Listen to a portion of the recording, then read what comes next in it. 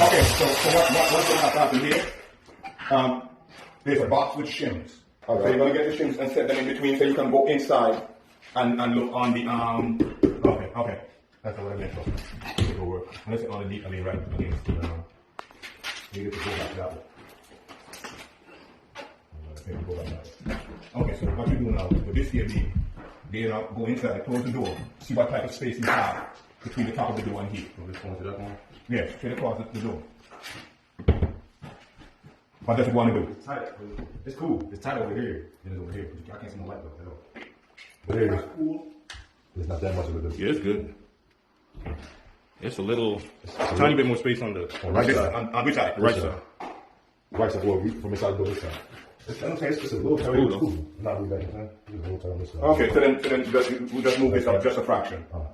Right? Just move this up just a fraction to give you an even space. And once the space is even, then take out the middle screw. Take out this middle screw here and put a long screw in here. That's what's going to hold this side. Take out the middle screw here. Take out the middle screw here.